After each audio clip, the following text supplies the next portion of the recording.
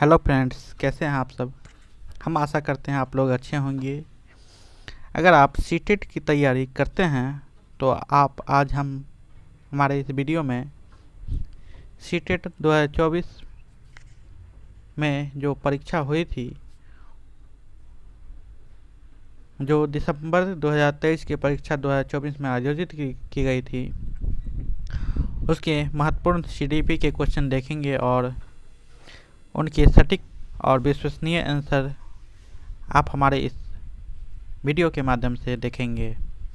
तो जैसा पहला क्वेश्चन था, कक्षा में खेल प्रतियोगिता में हिस्सा लेते समय अनुज अपने दोस्तों से कहता है कि वह भाला फेंकने में हिस्सा लेगा और रस्सी कूदने में उसकी बहन हिस्सा लेगी, क्योंकि वह एक लड़की है और लड़की भाला नहीं फेंक सकती। यह किस चीज़ को प्रदर्शित करता है?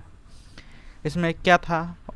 ऑप्शन है जेंडर संबंधता, जेंडर समता, जेंडर समानता और जेंडर रूढ़िवादिता। तो यह सोच जो है वह जेंडर रूढ़िवादिता है, क्योंकि यह माना जाता है कि लड़कियां लड़कों से भिन्न होती हैं और उनके लिए भी खेल अलग अलग होते हैं। यह रूढ़िवादिता सोच है, इसलिए आपका आंसर होगा, correct answer option number D, gender रूढ़िवादिता होगी। सेकेंड क्वेश्चन था, अपसारी चिंतन डैश डैश जबकि अभिसारी चिंतन क्या है? तो इसके लिए आपका करेक्ट आंसर हो जाएगा ऑप्शन नंबर एक, कई उत्तरों को प्रोत्साहित करता है। अपसारी चिंतन कई उत्तरों को प्रोत्साहित करता है, जबकि अभिसारी चिंतन एक ही समाधान पर स्थित रहता है। नेक्स्ट क्वेश्चन है, निम्नलिखित में से कौन सा कथन समावेशी शिक्षा के बारे में सही नहीं है? तो समावेशी शिक्षा का अर्थ क्या है?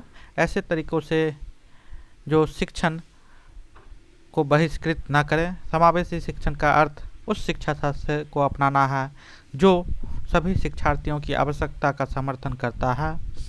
एक समावेशी शिक्षा भाषा शैली में अंतर को समायोजित करती है और सहयोग को बढ़ावा देती है। चौथा नंबर है, निश्चित पाठ चर्चा और मानक मूल्यांकन के आसपास ही एक समावेशी शिक्षा का केंद्र होता है। तो इसका करेक्ट आंसर हो जाएगा आप लोगों का ऑप्शन नंबर 3 का ऑप्शन नंबर 4, निश्चित पाठ चर्चा और मानक मूल्यांकन के आसपास ही एक समावेशी शिक्षा का केंद्र होता है। नेक्स्ट क्वेश्चन है कि अभी कथन दिया गया है, शिक्षार्थी जो पहले से जानते हैं उनके आधार पर अपने ज्ञान का निर्माण करते हैं। इसका कारण है पैटर्न ढूंढना और पिछले ज्ञान के साथ जुड़ाव बनाने से शिक्षार्थियों को जानकारी को सार्थक रूप से संधारित करने में मदद मिलती है। तो क्या है इसका आंसर? आंसर हो जाएगा आपको ऑप्शन नंबर एक, ए और आर दोनों सही हैं, क्योंकि शिक्षार्थी जो पहले से जानते हैं वह अपने आधार पर ज्ञान का निर्माण करते हैं। और दूसरा है पैटर्न ढूंढना और पिछले ज्ञान के साथ जुड़ाव बनाने से शिक्षार्थियों को ज्ञान में सार्थक रूप से संधारित करने में मदद मिलती है। यह दोनों सही हैं। मगर क्वेश्चन 2 जो है आर की व्याख्या नहीं करता है। पहला अभिकथन ए आर की व्याख्या नहीं करता है, दोनों अलग अलग हैं। यही ऑप्शन क्वेश्चन नंबर 5 है। क्वेश्चन नंबर 5 के अभिकथन कहते हैं, बच्चों द्वारा बचपन अलग अलग संस्कृतियों में अलग अलग तरह से अनुभव किया जाता है। बच्चों द्वारा बचपन अलग अलग संस्कृतियों में अलग अलग तरह से अनुभव किया जाता है और कारण इसका है बच्चों का विकास सार्वभौमिक है। तो इसमें भी दोनों क्वेश्चन आपको सही नहीं होंगे, बल्कि क्वेश्चन नंबर 1 ही आपको सही होगा और दूसरा कारण जो है आर गलत है। और ऑप्शन क्वेश्चन नंबर 6 है कि अभिप्रेरणा के आरोपण सिद्धांत के अनुसार निम्नलिखित में से किसके लगातार कोशिश और बेहतर प्रदर्शन की संभावना है? तो इसका ऑप्शन नंबर उत्तर हो जाएगा सफलता और असफलता दोनों के लिए आंतरिक आरोपण। ऑप्शन नंबर आपका 3 सही हो जाएगा। नेक्स्ट क्वेश्चन है क्वेश्चन नंबर 7, निम्नलिखित में से कौन सा प्रगतिशील शिक्षा का एक प्रमुख सिद्धांत है? तो इसका ऑप्शन नंबर 3 सही हो जाएगा। सीखना प्रामाणिक कार्यों पर आधारित होना चाहिए। क्वेश्चन नंबर 8 है, विकास के किस पहलू में तर्क, चिंतन और समस्या समाधान की व्याख्या की जाती है? विकास के किस पहलू में तर्क, चिंतन और समस्या समाधान की व्याख्या की जाती है? तो इसका करेक्ट आंसर हो जाएगा ऑप्शन नंबर 2, संज्ञात्मक विकास। क्वेश्चन नंबर 9 है, लेब की प्रस्तावित करते हैं कि क्या बच्चों में स्वनियमन के लिए महत्वपूर्ण है? तो इसका करेक्ट आंसर आपका हो जाएगा ऑप्शन नंबर 2, निजी वाक। लेब प्रस्तावित करते हैं कि निजी वाक बच्चों में स्वनियमन के लिए महत्वपूर्ण है। क्वेश्चन नंबर 10 है, अभिकथन लॉरेंस कहलबर्ग के नैतिक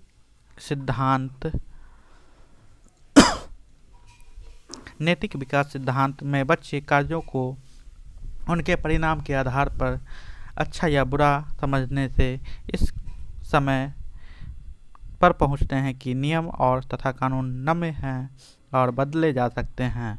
कारण इसका क्या है? लॉरेंस कहलबर्ग का तर्क है कि नैतिक विकास क्रमिक रूप से चरणों में होता है। तो इसका करेक्ट आंसर हो जाएगा कि ऑप्शन नंबर 1 ए और आर दोनों सही हैं, परंतु आर ए की सही व्याख्या नहीं करता है। क्वेश्चन नंबर 11 है, हावर्ड गार्डनर के बहुबुद्धि सिद्धांत के अनुसार निम्नलिखित में से कौन सा सेट बुद्धि और उनकी संबंधित विशेषताओं में के सही मेल का प्रतिनिधित्व करता है? तो यहाँ आपका ऑप्शन नंबर 3 सही हो जाएगा। संगीत में प्रदर्शन या रचना करने की कौशल जो है वह सही है। क्वेश्चन नंबर 12 है कि निम्नलिखित में से कौन सा कथन अधिगम के बारे में सही नहीं है? तो ऑप्शन नंबर इसका सही हो जाएगा आपका, अधिगम एक प्रक्रिया नहीं है अपितु यह एक उत्पादन है। अधिगम क्या होता है? अधिगम सीखना होता है। तो सीखना शिक्षार्थियों के पूर्व ज्ञान पर निर्भर करता है। अधिगम का तात्पर्य पूर्व वैचारिक स्कीम्स के पुनर्गठन से है। अधिगम सीखना सामाजिक क्रिया द्वारा संधारित है। क्वेश्चन नंबर 13 है आपका, निम्नलिखित में से कौन सा कारक समस्या समाधान को बढ़ावा देता है? Problem solving is fostered by which? तो यहाँ ऑप्शन नंबर आपका सही हो जाएगा, अपसारी चिंतन, डाइवर्जेंट थिंकिंग जो है वह समस्या समाधान को बढ़ावा देता है। क्वेश्चन नंबर 14 है, कहलबर्ग के नैतिक विकास सिद्धांत के अनुसार किस स्तर पर बच्चे आत्म केंद्रित होते हैं और किसी कार्य को करने में अपना लाभ देखते हैं? तो इसका उत्तर हो जाएगा आपको ऑप्शन नंबर 2, पहले स्तर पर के दूसरे चरण में। तो पहले स्तर के दूसरे चरण में कहलबर्ग के नैतिक विकास सिद्धांत में दिया गया है कि बच्चे आत्म केंद्रित होते हैं और किसी कार्य को करने के लिए स्वयं का लाभ देखते हैं। यहाँ क्वेश्चन नंबर 15 देखें तो क्वेश्चन नंबर 15 है, वंचित वर्गों से संबंधित विद्यार्थियों के समावेश के लिए क्या उपयुक्त है? तो यहाँ क्वेश्चन ऑप्शन नंबर 1 सही हो जाएगा, विविध परंपराओं के प्रति जागरूकता और संवेदनशीलता को बढ़ावा देना चाहिए। क्वेश्चन नंबर 16 है, निम्नलिखित में से उपयोगी प्रतिपुष्टि की एक विशेषता कौन सी है? तो यहाँ ऑप्शन नंबर 4 सही हो जाएगा, एक सामयिक और विशिष्ट होती है। यह सामयिक और विशिष्ट होती है।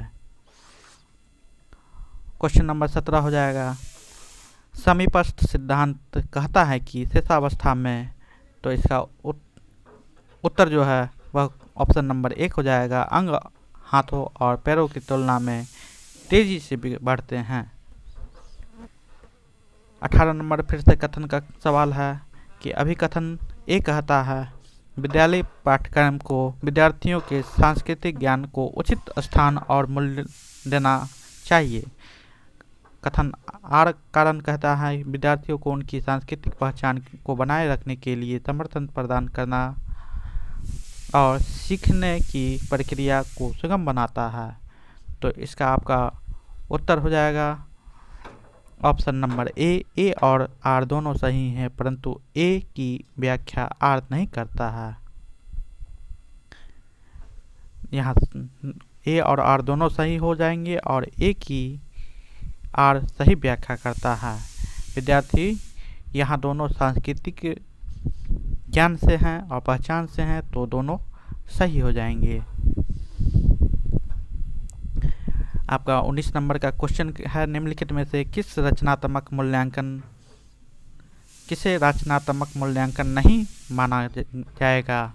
तो इसका ऑप्शन नंबर सही हो जाएगा कि ऑप्शन नंबर 3 एक मूल्यांकन कार्य को मापदंड के एक मानक पैमाने के अनुसार छात्रों की तुलना करने में सहायक होता है। क्वेश्चन नंबर 20 है निम्नलिखित में से पठन विकल्प की एक विशिष्ट विशेषता कौन सी है। तो इसका ऑप्शन नंबर आपका सही हो जाएगा 2 ध्वन्यात्मक प्रसंस्करण की में कठिनाई। जो बोलने में कठिनाई होती है वह पठन विकल्प है, आप पढ़ नहीं पाते हैं। क्वेश्चन नंबर 21 है निम्नलिखित में से किस प्रकार के प्रश्न एक छात्र की जानकारी का गंभीर रूप से मूल्यांकन करने की योग्यता का आकलन करने में मदद करता है।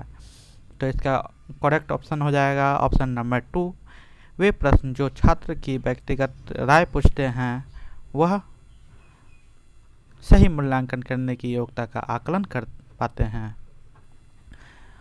क्वेश्चन नंबर 22 है बाध्यता एक कौन सी स्थिति है जबकि अक्षमता एक कौन सी स्थिति है। तो यहाँ दोनों को फिल इन द ब्लैंक्स में फिल करना है। तो इसका करेक्ट आंसर हो जाएगा ऑप्शन नंबर 1 जैविक बाध्यता एक जैविक स्थिति है और जबकि अक्षमता एक कार्यात्मक स्थिति है।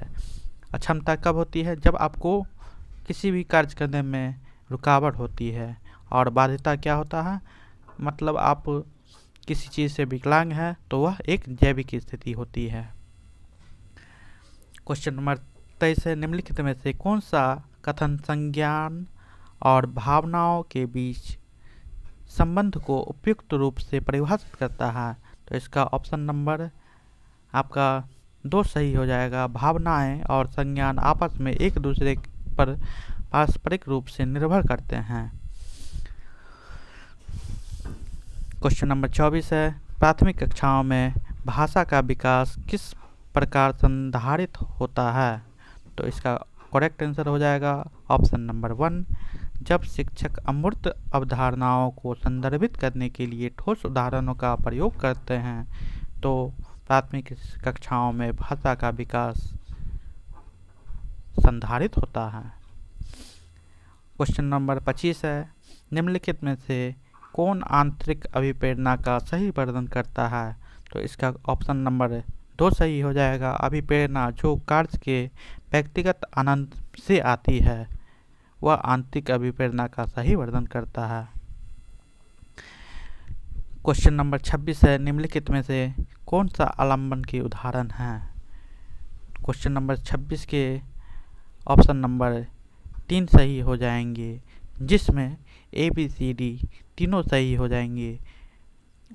कौन सा आलंबन का उदाहरण है बोलकर सोचो, यह एक आलंबन का उदाहरण। संकेत और इशारे भी वही है, प्रश्न जो है वह भी वही है, मगर इसमें केवल ई जो है वह रट कर दोहराना वह आलंबन का उदाहरण नहीं है। नेक्स्ट क्वेश्चन है क्वेश्चन नंबर 27 विकास के क्रम में बच्चे सूक्ष्म पेशीय कौशल से पहले सकल पेशीय कौशल विकसित करते हैं। यह दर्शाता है कि विकास क्या है।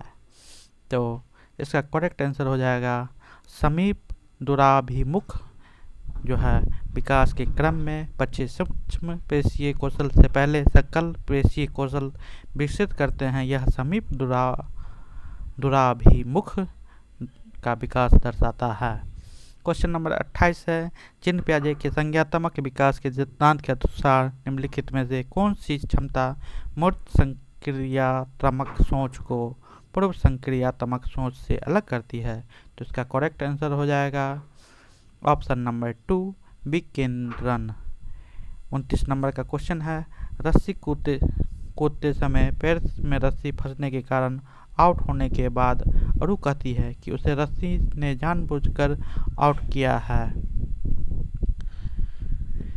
जिन पियाजे के संज्ञात्मक विकास सिद्धांत की किस अवस्था में बच्चे इस तरह के तर्क देते हैं? तो इसका करेक्ट आंसर हो जाएगा ऑप्शन नंबर 4, पूर्व चलन अवस्था।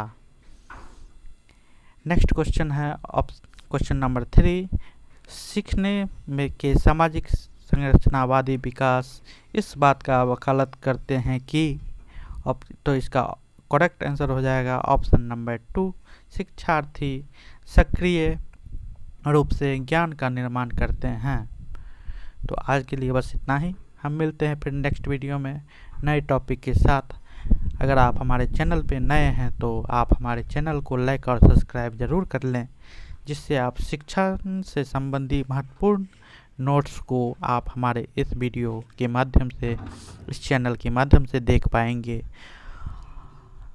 और आप अगर सीटेट की तैयारी करते हैं तो यह इस चैनल पे आने वाले महत्वपूर्ण वीडियो आपकी परीक्षा के लिए बहुत ही उपयुक्त होंगे और आपको अच्छी तैयारी के लिए आप इस चैनल को सब्सक्राइब कर सकते हैं। तो आज के लिए बस इतना ही। धन्यवाद।